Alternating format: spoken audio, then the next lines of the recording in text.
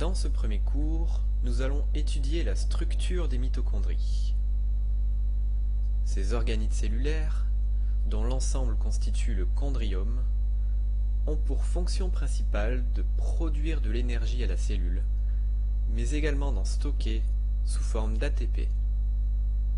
Morphologiquement parlant, chaque mitochondrie est formée de deux chambres et de deux membranes. La chambre externe, également appelée espace intermembranaire, possède des enzymes de type kinase qui catalysent la phosphorylation de diverses molécules. La chambre interne, appelée espace matriciel ou matrice, contient un fluide dense d'ADN, ARN, ADP, ATP et ribosomes, mais également d'autres protéines dont une centaine d'enzymes et coenzymes d'oxydation ou intervenant dans les phénomènes de réplication, de transcription, de traduction du matériel génétique, mais aussi des ions tels que le magnésium et le calcium. La membrane externe est composée à 60% de protéines et à 40% de lipides.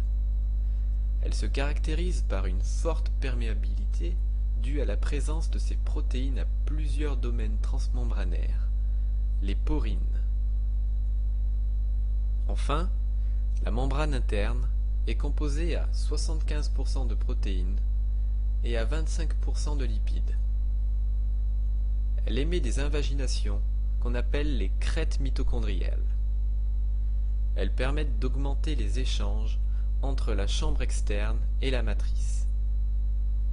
Elle possède notamment des protéines de transport d'électrons qui permettent l'oxydoréduction de la chaîne respiratoire. Étudions maintenant la biogénèse des mitochondries. Il faut savoir qu'une mitochondrie dérive toujours d'une mitochondrie mère. Elle peut se diviser toutes les 2 heures in vitro de 2 manières différentes. Premièrement, par segmentation, c'est-à-dire l'étranglement d'une région de la mitochondrie aboutissant à la fusion des membranes internes. Ou par partition, l'allongement d'une crête mitochondriale qui va diviser la mitochondrie en deux. L'ADN mitochondrial est formé de 2 brins circulaires d'environ 17 kilobases, sans intron, à séquence non codante très courte. 5 à 10% des protéines mitochondriales sont synthétisées à partir de cet ADN mitochondrial.